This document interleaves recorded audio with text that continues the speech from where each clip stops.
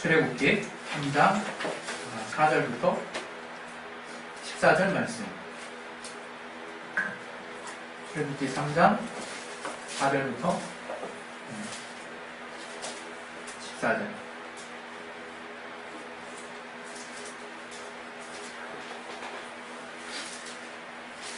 네, 우리 조금 기니까 우리 교독하도록 번갈아 가면서 제가 읽고 여러분이 읽고 이렇게 교독하도록 하겠습니다. 여호와께서 그가 보려고 돌이켜 오는 것을 보신지라 하나님이 떨기나무 가운데서 그를 불러 가라사대 모세야 모세야 하시매 그가 가로되 내가 여기 있나이다. 하나님 가라사대 너희가 가까이 하지 말라. 너의 손것은 거룩한 땅이니 내 발에서 신을 벗으라. 또 이르시되 나는 내 조상의 하나님이니 아브라함의 하나님 이삭의 하나님 야곱의 하나님이니라. 모세가 하나님 배우기를 두려워하여 얼굴을 가리우매 여호와께서 가라사대 내가 너희에게 있는 내 백성의 고통을 정량히 보고 그들이 그 반역자를 인하여 부르짖음을 듣고 그 우고를 알고 내가 내려와서 그들을 애굽인의 손에서 건져내고 그들을 그 땅에서 인도하여 아름답고 광활한 땅 광대한 땅 젖과 꿀이 흐르는 땅 곧 가나안 족속 헷 족속 아모리 족속 그리스 족속 히위 족속 여부수 족속의 지방에 이르려 하노라. 이제 이스라엘 자손의 부르짖음이 내게 나가고 애굽 사람이 그들을 괴롭게 하는 학대도 내가 보았으니 이제 내가 너를 바로에게 보내어 너로 내 백성 이스라엘 자손을 애굽에서 인도하여 내게 하리라. 모세가 하나님을 구하되 내가 누구간에 바로에게 가며 이스라엘 자손을 애굽에서 인도하여 내리이까. 하나님이 가라사대 내가 정녕 너와 함께 있으리라. 내가 백성을 애굽에서 인도하여 낸 후에 너희가 이 산에서 하나님을 섬기리니 이것이 내가 너를 보낸 증거니라. 모세가 하나님께 구하되 내가 이스라엘 자손에게 가서 이르기를 너희 조상의 하나님이 나를 너희에게 보내셨다 하면 그들이 내게 묻기를 그의 이름이 무엇이냐 하니 내가 무엇이라고 그들에게 말하리이까. 하나님이 모세에게 이르시되 나는 스스로 있는 자니라. 또 이르시되 너는 이스라엘 자손에게 이같이 이르기를 스스로 있는 자가 나를 너희에게 보내셨다 하라. 네, 오늘 이 말씀을 통해서 하나님이 우리에게 주시는 그 말씀을 우리가 깨달을 수 있도록 하나님의 각자 여러분의 가정과 여러분의 삶과 여러분의 미래에 주시는 말씀을 또 교회에 주시는 말씀을 깨달을 수 있도록 이 시간 우리 기도하겠습니다. 하나님 아버지 우리에게 말씀을 들을 수 있는 귀를 허락하여 주시고 또 좋은 밭을 허락하여 주셔서 말씀을 우리에게 잘 심겨질 수 있도록 도와주시옵소서. 하나님의 말씀을 듣고 은혜 받게 도와주시옵소서. 주님의 은혜 안에 우리가 구할 수 있도록 주께서 역사해 주시는 은혜 주시옵소서. 예수 이름으로 기도했습니다. 아멘.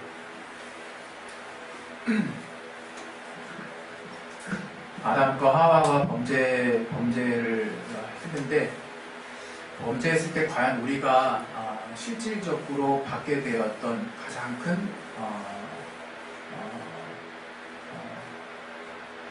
영향력이라고 그럴까요? 그것이 무엇일까 이렇게 생각해 보게 됩니다. 제가 생각했을 때 지금은 잘 느껴지지 않지만 우리가 육신 우리 앞에 벌쳐진 환경이 하도 복잡해가지고 이 땅의 삶을 살 때는 비단 성령으로 충만한 그 순간 이외에는 그리 잘 느껴지지 않지만 아마 우리가 우리 스스로 극복할 수 있는 그 원죄의 부분들이 그 죄로 말미암아 우리에게 정말 부여된 가장 큰 무게감 있는 그 영향력이 아닐까 싶은데요. 근데 그것보다 실제 우리가 삶을 살면서 가장 좀 늘 우리의 삶 가운데서 느낄 수 있는 고통이랄까? 그런 어떤 영향력이 저는 두려움이라고 생각해요. 두려움. 그럼 3월 중에도 제가 두려움과 관해서 한번 설교를 해드렸는데 그 하나님이 우리에게 믿음의 주가 되신다라고 제가 여러분에게 먼저 선포를 했는데요. 왜 믿음의 주가 되시느냐? 정말 하나님만이 우리의 두려움을 우리가 잊고 두려움을 극복하고 우리가 그분을 믿음으로 말미암아 우리가 갖고 있는 근본적인 이 두려움이라고 하는 것들을 우리가 완전하게 벗어낼 수 있는 또 벗어나게 해주실 수 있는 분이 바로 하나님이기 때문에 그런 의미에서 믿음의 주가 되신다고 말씀드린 거예요. 여러 방면으로 우리는 믿음을 표현할 수 있는 것 같아요. 그러나 오늘 특별히 하나님이 우리에게 믿음의 주인이 되신다라고 여러분과 말씀드릴 때, 야, 나 좀 믿어, 나 믿어. 나는 괜찮아. 이렇게 부도수표 남발하는 우리 사람들 많잖아요. 날 믿으면 돼. 나만 믿어. 심지어는 우리 부모들도 자식들한테 소위 말하면 이제 좀 세상 말로 뻥을 치죠. 엄마 아빠가 저는 한때는 전능하신 분들인 줄 알았죠. 전지전능하신. 다 알고 막 모든 거 다 알고. 참 이렇게 우리가 커가면 커갈수록 부모님의 허물이 보이고 또 거짓말이 보이고 그러지 않습니까? 그렇다고 부모님들이 일부러 거짓말하거나 그러진 않겠죠. 그러나 정말 하나님만이 믿으실 수 있는 분이다라고 할 때는 특별히 우리가 지금 처해 있는 만연질에서 내가 가장 무엇 때문에 내 삶이 항상 이렇게 정상궤도에서 확 이탈해서 흔들흔들 거릴까, 그걸 생각해 봤을 때 저는 그 두려움이 아닐까 싶거든요. 그 막연한 두려움. 근데 그 두려움을 생각을 해보면 두려움은 정말 막을 방법이 없어요. 제 생각에. 두려움은 막을 방법이 없어요. 너무 많아요. 너무 많아. 두려움이. 우리 아이들도 이렇게 개가 가까이 온 거 보면 이렇게 떨잖아요. 물론 제가 때가 되면 이제 개보다 내가 압도적으로 힘이 있다고 판단됐는지 개가 안 무섭죠. 어릴 때가 되면. 물론 이제 우리 여성분들은 여전히 개를 무서워하는 분들이 있습니다. 어찌됐건 그 두려움이라고 하는 부분은 그런 단순한 영역에서부터 시작해서 이 대인관계에 대한 두려움.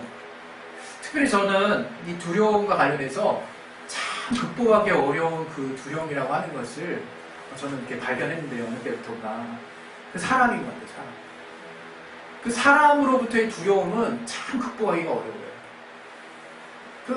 정말 그 어떤 것보다도 제가 뭐 귀신도 극복하고 도날드 덕이 갑자기 빨간 그 눈이 돼가지고 꿈속에서 나타나는 그것도 극복한 사람인데 공동묘지에서 귀신이 날아다닐 것 같은 그 두려움도 극복이 되는데 정말 극복 안 되는 게 사람에 대한 두려움이에요. 그래서 유달리 이 성경을 보면 적들, 이방 나라들 또는 어떤 특별한 사람들, 또 왕들, 또 그러한 모든 어떤 믿는 자들에게 하나님이 유혹하실 때 저들을 두려워하지 말라는 말씀 진짜 많거든요. 구약신약 나오러서 딱 그래요. 그리고 정말 로마의 그 압정하에서 이 제자들이 두려워할 때도 두려워 말라고 그러거든요. 그런 사람들에 대해서 갖는 두려움이 어찌 보면 우리가 살면서 갖고 있는 두려움의 한 7, 80% 아니 8, 90%는 되지 않을까 싶어요. 그 사람으로부터 얻는 두려움은 불확실성에 있는 것 같아요. 불확실성. 왜? 그 사람이 어떻게 나올지 모르거든. 내가 그 불안한 요소를 다 제거해도 하나가 더 남아. 상대방이 또 어떻게 하느냐에 달려있어. 그러나 이 고정된 환경, 아무리 정말 나를 어려워하는 여러 가지 환경이나 이 주변에 사람을 제외한 많은 것들은 내가 건드릴 수 없는 영역을 제외하고는 수습이 내면에서 의지를 쓰고 수습을 해 나가면 호전이 되잖아요. 호전이. 근데 이 사람과의 관계만큼은 내가 호전된다고 호전되는 게 아니야. 깝깝하죠. 여전히 불안하죠. 여전히 두렵고 정말 그 씻을 수 없는 공포. 그런데 그래서 그 막연한 두려움 가운데 내 영혼은 사실은 계속 피폐해져 가는 거거든요. 우리가 그 요한일서에도 한때는 제가 잘 이해가 안 됐어요. 4장 17절 18절 말씀. 온전한 사람이 두려움을 내어쫓는다. 그 두려움에는 형벌이 있다. 아니 두려운 게 뭔 얘기길래 형벌이 있어. 막 진짜 이해가 안 가더라고요. 아무리 읽어도. 아니 두려워하는 게 무슨 죄인가. 왜냐면 제가 두려움이 많은 사람이거든요. 겁이 많아요. 제가 진짜 겁이 많고 산에 올라갈 때도 고소공포증이 있어가지고 한때는 진짜 지금은 다 극복이 됐지만 옆에 그 뭐 이렇게 횡 떠다니는 게 옆에 있잖아요. 제 길 옆에 못 걸어요 진짜. 제가 그랬는데 그건 이제 극복이 되더라고요. 지금 이제 안 무서워요. 근데 어찌됐건 제가 겁이 참 많거든요. 그러니까 저는 누구보다도 두려움이 많단 말이에요. 그러니까 두려움이 엄청 많은데 어느 날 이제 성경을 딱 보는데 두려움에는 형벌이 있대. 이 말을 딱 보니까 완전 나야. 그러면 저는 뭐 형벌에서 벗어날 수 없는 자 같은 거야. 그냥 온전한 사람도 안 보여. 물론 온전한 사람, 뭐 지금이야 뭐 머리로 이해되고 뭐 그 내용이 전체적으로 어떤 건지 무엇을 나쁜지 어찌됐건 이제 여러 방면으로 내가 이해할 수 있는 통로들이 다 열려 있지만 참 그 두려움이 도대체 뭐길래 형벌이 있을까 참 궁금했거든요. 근데 그거를 저는 이제 이런 부분에서 우리가 한번 생각해보고 싶은 부분이 오늘 있는 거예요. 오늘 이 창세기 본문 말고 그 앞에 창세기 3장에 보면 인류의 처음에 범죄 상황이 나오죠. 아마 여러분이 아마 기억하시고 아실 거예요. 그 창세기, 그래서 하나님이 그 아담을 찾죠. 하와도 찾고. 그랬을 때 저들이 제일 처음에 그 원수가 시키는 대로, 뱀이 시키는 대로 했을 때 일어난 변화가 무엇인지 우리는 알 수 있어요. 우리 창세기 한번 가봅시다. 창세기 가보면 3장에 동산 중앙에 있는 나무 3절부터 쭉 해서 쭉 해가지고 쭉 했는데 결국에는 6절에 먹었죠. 하와가 탐스럽게 나무를 먹고 남편에게도 줘서 둘이 다 먹었어요. 그리고 일어난 일이 이제 7절이에요. 눈이 밝아졌죠. 그리고 몸이 벗은 줄을 알았죠. 그래서 치마를 했어요. 그리고 8절에는 이제 하나님의 낯을 피했어요. 그랬을 때 하나님이 어디 있느냐 이제 아담 부르셨을 때 아담의 대답이 이제 10절에 나오죠. 하나님의 소리를 듣고 내가 벗었으므로 두려워하여 숨었나이다. 이렇게. 분명한 거는 우리가 이 장면을 놓고 이렇게 주석서도 보고 또 이 장면을 그냥 있는 그대로 보더라도 뭐냐면 확실한 것은 저들이 벗었다는 걸 인지하게 됐고 그리고 수치심과 더불어서 두려움을 느꼈다는 거예요. 자기가 하나님의 말씀을 어겼다는 것에 대한 두려움인지 자기가 벗었다는 것에 대한 두려움인지는 잘 모르겠어요. 그러나 분명한 것은 저들이 하나님이 하지 말라는 것을 하고 나서 두려움을 느꼈어요. 그죠? 근데 그 죄의 결과에 대한 하나님의 선언은 남자에게는 어찌됐건 땅이 저주를 받아서 이 피조 세계가 다 저주를 받아버렸어요. 사람이 지은 죄가 뭐길래. 나중에 요한계시록 보면 그 모든 세계가 새 세계가 되고 다 회복이 되는 때가 오겠죠. 어찌됐건. 그리고 더불어서 이 하와도 해산하는 고통과 저주가 함께 임했죠. 그렇게 표면적으로 나와 있어요. 그래서 우리는 대표적으로 이게 인류가 얻게 된, 그래서 정령 죽게 되고, 그래서 원죄, 영혼의 죽음과 그리고 남자에게는 땀 흘리는 수고와 또 해산하는 수고, 뭐 이렇게 그냥 간편하게 그 죄의 결과가 이렇구나 이렇게 그냥 정리 내릴 수 있어요. 그런데 이런 것들을 아우르는 그 성경의 내용은 뭐냐? 그 뒤부터 늘 두려움이 따라다닌다는 거예요. 우리 인류의 역사 안에. 물론 사람들은 이 두려움은 하나님이 인간을 지었을 때부터 기본적인 어떤 희노애락의 감정 중에 하나가 아니냐 이렇게 설명할 수 있을 것 같아요. 저도 그 가능성을 배제하진 않습니다. 그러나 어찌됐건 분명한 것은 그 두려움의 시작은 죄로 말미암았다는 거예요. 그리고 그로부터 감추고 숨기고 속이고 그리고 하나님의 낯을 피하고 두려워하고 하는 그런 행위들이 일어나기 시작했어요. 그때 하나님은 가죽을 만들어서 입혀주셨어요. 두려움과 수치를 덮어주셨죠. 이걸 뭐 어떤 사람들은 원복음이라고 가죽을 흘리니까 누군가 죽어야 되니까 뭐 이렇게 얘기하기도 하는데 어찌됐건 이어서 계속 보면 이 성경에 나온 내용들이 하나님이 주로 우리와 함께 하실 때 제일 많이 쓰는 말 중에 하나가 두려워 말라는 거예요. 내가 너와 함께 하는 거예요. 두려워 말라는 거예요. 죄를 덮어주시겠다는 거죠. 여러분 우리가 살면서 이걸 생각해야 돼요. 왜 두려움의 형벌이 있을까? 왜 두려움의 이걸 그냥 논리적이고 감정적으로 받아들일 일이 아니라 여기 안에는 하나님이 정말 밝혀주시고 싶은 비밀이 있지 않나 싶은 거예요. 저는 인생의 삶을 지혜롭게 살 수 있는 그리스도인으로서 우리가 믿는 자로서 하나님을 믿는 자로서 정말 내가 어쩔 수 없다라고 여겨졌던 이 두려움을 극복할 수 있는 비결이 있지 않을까 하는 것을 지금 저와 여러분과 함께 보고 싶은 거예요. 도대체 이 두려움이 뭐길래? 두려움이 자연 발생적으로 내 안에 일어나는 것이고 당연한 것이라고 난 늘 생각해 왔는데 이 두려움의 원인이 죄로 말미암는 것이었다? 라고 내가 만약 이 성경을 통해서 그 힌트를 발견할 수 있다면, 여전히 이 두려움은 나로부터 정말 내가 어떤 무슨 뭔가를 하지 않았지 않냐라고 내가 주장하고 싶지만, 어찌됐건 그 감정을 잠깐 내려놓고 이 두려움의 원인이 죄로 말미암는 것이라고 한다면, 그 죄는 반드시 하나님은 형벌하실 수밖에 없는 거예요. 죄의 문제는 하나님이 그냥 무상 통과하신 적이 없어요. 우리가 복음을 믿는다고 하는 것은 죄를 예수님의 그 보혈의 피로 완전하게 해결하신 그 하나님의 죄를 담당하신 그 죄의 대가를 우리가 힘입고 그 형벌에서 벗어난다는 걸 의미하는 거지, 죄를 이제 없었던 걸로 하자, 그걸 말하는 게 아니잖아요. 바로 두려움도 그의 연장선상에 있다라고 저는 생각하는 겁니다. 우리가 왜 두려워하지 말아야 되느냐 하면, 두려움 자연 발생적으로 생겨나는 거. 정말 저 같은 사람 갑자기 생긴 두려움을 어떻게 두려워하지 말라는 겁니까? 그러나 주님은 계속해서 말씀하고 계시다는 거예요. 두려워 말라. 두려워 말라. 담대해라. 두려워 말아라. 내가 너와 함께한다. 왜 그토록 그렇게 강조하고 계실까? 바로 이 두려움이 갖게 되는 결과를 하나님이 완전히 우리로 하여금 벗어나게 해주셨다는 것을 깨닫게 하기 위해서인 거죠. 우리는 이론으로 알아요. 머리로 알아요. 그러나 현실은 늘 두렵죠. 너무 많은 두려움에 쌓여있죠.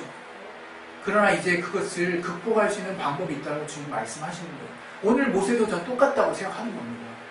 모세가 하나님이 저를 부르셨을 때, 가시떨기 가운데 나타난 이 정말 천사일지, 그 하나님의 음성이 들렸을 때, 하나님이 저를 불렀을 때 저가 왜 이렇게 돌돌돌 돌릴까? 이 장면 볼 때마다 웃기지 않습니까? 출애굽기 2장, 3장 쭉 읽어보세요. 4장까지. 얼마나 많이 미꾸라지 같이 돌리는지 몰라요. 제가 참 좀 모세에게 좀 미안한 마음이지만 미꾸라지 취소. 그렇게 말을 잘 돌려요. 마지막에 어디까지 갑니까?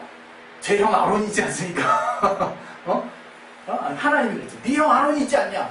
전 말에 어눌한 자라고. 이제 더 이상 핑계 댈 수 없으니까 이제 말이 어눌한 자라고 얘기하거든요. 왜 이렇게 피하려고 할까, 모세가? 우리는 어느 정도는 알죠. 그러나 저는 그 저변에 이런 게 있지 않나 생각해 보는 거예요. 저가 출애굽기 2장에 보면 자기 민족이 이렇게 학대당하는 걸 보고 주변에 사람이 있나 한번 둘러본 다음에 그 학대하는 그 애국 사람을 쳐서 죽여요. 그 모래 갖다 숨기죠. 그리고 안 걸렸다 생각하고 이제 갔는데, 다음 날인지 다음번에 한 번 더 자기 이스라엘 동족이 이렇게 어려움 당하는 거예요. 자기 이스라엘 동족끼리 싸우는 걸 보고 저가 이제 중재를 하려고 가는데, 너희들도 같은 민족이 왜 그러냐 하고 싸우지 말아라고 딱 하는데, 그렇게 뭔가 일종의 심판 내지는 중재자의 역할을 하고 있는 모세에게 한 이스라엘 사람이, 너도 네가 이제 전날 예굽 사람을 죽인 것 같이 우리 중에 하나 나도 죽이려고 하느냐라고 딱 대묻거든요. 그때 모세가 두려워해요. 엄청나게 두려워합니다. 자신의 죄가 만천하에 드러났다는 걸 순간 깨닫고, 저가 또 저를 쫓으러 오는 어떤 애굽의 어떤 군대들을 무서워했다라는 것도 있지만, 저는 그런 느낌을 가져봐서 알거든요. 그런 느낌을 많이 가져봐서. 그 두려움이 얼마나 큰 두려움일지, 그 두려움에 휩싸여서 저는 미디안으로 도망가거든요. 근데 참 신기하게 이 성경은 모세가 어떤 부분이 회복됐는지를, 어떤 부분을 하나님이 붙잡아 주셨는지를 정확하게 말하고 있어요. 사도행전 7장 우리 35절 한번 보겠습니다. 스테반 일사가 하던 설교죠. 사도행전 우리 7장 35절.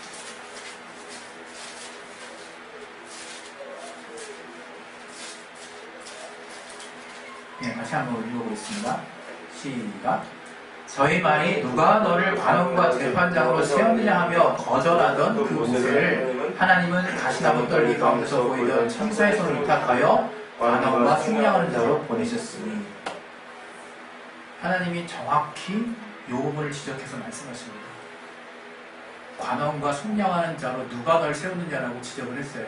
그때 애국 이스라엘 동족이 그 말을 듣고 도망갔어요. 왜? 애국 사람 자기 쳐 죽였거든요. 엄청난 두려움에 아마 그 미디안에서 40년이 그렇게 그냥 평안한 나날이 아니었을 것 같아요. 그 두려움, 그 압박, 누군가를 죽이는 그 죄의식이라고 하는 압박이 얼마나 큰 걸까요? 그 두려움이라고 하는 게 얼마나 큰 걸까요?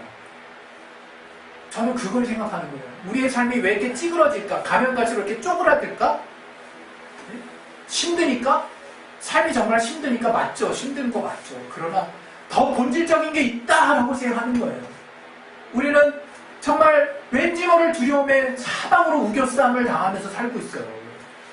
그러나 이제 주님이 더 이상 그런 삶을 살지 말라고 얘기하시는 거예요. 우리에게. 왜? 예수께서 이러한 인간이 가지고 있는 근본적인 죄의 문제를 완전하게 주님이 가져가 주셨기 때문에 이제 그러한 것으로부터 실제 삶에 펼쳐질 수 있는 그 두려움으로부터 완전히 벗어나라고 주님이 우리에게 말씀하시는 거예요. 그래서 요한복음 16장 33절에도 너희가 세상에서는 환난을 당하지만 담대하라 말을 하는 거 아니겠습니까? 내가 세상을 이겼다고. 여러분 정말 우리가 때로는 이럴 수 있어요. 그래서 결국에는 내가 갖고 있는 두려움의 원인이 이 죄라고 하는 것인데, 이 죄의식이라고 하는 것인데, 내가 원인 모르게 정말 답답할 수 있어요. 때로는 내가 누구에게 당해서 그 피해의식 때문에 내가 정말 그 속병 드는 사람들도 있어요. 그러나 여러분 이걸 잘 봐야 돼요. 저는 죄라고 하는 게 누구에게 전가되는 것, 또 그 죄를 지은 당사자가 책임이 있다는 걸 무시하려고 하는 게 아닙니다. 그러나 죄에는 성격이 있어요. 죄가 갖고 있는 향기, 죄가 갖고 있는 냄새가 있어요. 두려움을 가지고 있는 자, 원망함, 두려움, 미움. 내가 피해를 당하면 누군가가 밉죠. 미워요. 그건 어떻게 보면 너무 당연한 마음이야. 근데 그 미움이 갖고 있는 것은 미움이 죄의 또 속성 중에 하나이기 때문에, 미워하는 게 죄의 또 내용 중에 하나이기 때문에 죄의 영향력이 나한테 옵니다. 나한테. 그럼 나는 늘 원인 모를 두려움에 강박에 쌓이는 거예요. 나는 늘 항상 어려움에 쌓이는 거예요. 내가 피해자인데 내가 어려워. 얼마나 억울합니까? 누군가 용서해주면 가장 그게 정상적인 방법이겠죠. 누군가 용서를 빌면. 그러나 더 확실한 방법이 있다는 거예요. 예수님의 용서를 받은 자는 용서할 수 있는 능력이 있는 거예요. 예수님의 용서를 받은 자는 두려움을 이겨낼 힘이 뭔지 아는 자거든요. 예수님의 용서를, 예수님의 사랑을 받은 자는, 그 온전한 사랑을 받은 자는 두려움을 이겨내는, 그래서 형벌로부터 영원히 벗어나는 능력이 뭔지를 깨닫고 있는 자거든요. 그러한 자가 용서해 줄 수 있는 거예요. 내가 누군가에게 피해를 당해서 내가 용서를 도리어 받아야 되는 입장, 그런 입장이라 할지라도 내가 그 마음에서 우물우물 튀어나오는 마음속에서 짓는 그 미워하는 죄가 근본적으로 극복되기는 어려워요. 나는 상처를 받았기 때문에. 그러나 그런 미움의 감정이 갖고 있는 죄의 속성 때문에 그 두려움과 그 강박은 도리어 나를 향해서 나를 어렵게 한다는 거예요. 얼마나 크게 손해고 어려움입니까? 주님은 그런, 어떻게 보면 답답하고 그런 억울한 삶은 더 이상 살지 말라고 하는 겁니다. 저는 우리가, 내가 누군가가 더 의인이기 때문에, 누군가가 더 통이 넓기 때문에 어떤 사람을 용서해 준다고 절대 그렇게 생각하지 않습니다. 사람은 다 똑같아요. 밟히면 꿈틀하는 거예요, 진짜. 손톱만 누군가가 딱 쳐도 되게 열받는데요. 어떤 분이 그랬어요. 운전할 때 막 굉장히 마음이 막 포악해지고. 저는 더 포악해져요. 그때 저를 타면 안 돼요, 제 차를. 그때 제 차를 타면 안 돼요. 믿음 다 떨어져요. 제가 뭐 엄청난 말을 하거든요. 사람 다 똑같다. 본성은 똑같아요. 그러나 주님이 가르쳐 주신 것은 이제 하나님의 은혜로, 하나님이 주신 믿음, 아무 공로, 우리의 아무 공로 없는 하나님을 의지하고 하나님의 그 원리, 알게 주신 원리를 붙들고 살 수 있다는 걸 지금 계속 우리에게 얘기해 주시는 거라 이거. 우리가 여기서 어떻게 더 선한 자가 됩니까? 어떻게 더 뭔가를 더 착하게 살려고 애를 씁니까? 속병만 더 드는데. 나빠지라는 게 아니라 하나님의 힘입을 수 있는 지혜가 필요하다. 주님은 우리에게 복음을 주셨을 때, 저는 그래요. 정말 과거 우리의 선배들의 믿음은 정말 비장함이었어요. 정말 어떻게 그렇게 따라갈 수 있을까? 그렇게 살 수 있을까 싶을 정도였어요. 정말 대단하죠. 인품적으로도 대단하죠. 그러나 저는 어찌 보면 복음이 본래 말하려고 하는 게 그게 아닐 수도 있겠다는 생각을 저는 합니다. 오해하지 마세요. 그 모습을 제가 부인하는 게 아니에요. 모든 이에게 선포된 복음일지인데 정말 다 편차들이 있을 텐데 어떻게 그걸 아우를 수 있는 정말 보편적인 믿음, 보편적인 믿음이라는 게 존재할 수 있을까? 그러나 주님은 그걸 말씀하셨다는 거예요, 우리에게. 그런 방법은 다른 게 없습니다. 온전하신 주님을 우리 각자의 믿음의 분량대로 붙드는 방법밖에 없는 거예요. 또 주님이 주님 편에서 다 해놓으신 것을 우리는 붙들고 나가는 그 길밖에 없는 거예요. 1짜리밖에 못하는 사람과 93짜리나 하는 사람과 결과적으로 다 100이 되려면 하나님 편에서 이미 다 해놓은 거를 우리가 붙들면 되는 거예요. 우리 그걸 자꾸 놓친다는 거예요. 여러분, 두려움의 원인 정말 여러 가지로 여전히 설명될 수 있습니다. 그러나 성경적으로 명확하게 드러난 바에 의하면 죄가 원인이 있다고 말하고 있어요. 그 죄를 담고 있는 두려움을 우리가 가지고 살 때는 형벌이 있다고 말하고 있는 거예요. 그 우리를 더 안 좋게 말하는 게 아니에요. 막 더 의지적으로 어떻게 해보라고 애쓰라고 말하는 것도 아닌 것 같아요.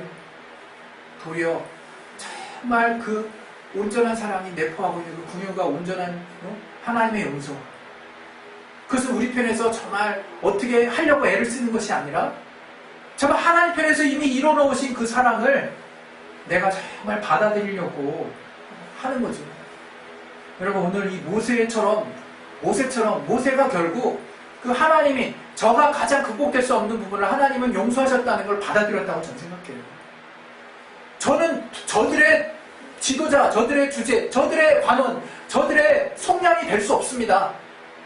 그랬을 때 하나님은 아니, 될 수 있어. 내가 하면 될 수 있어. 내가 너와 함께 하면 될 수 있어. 결국 모세가 그걸 받아들인 거예요.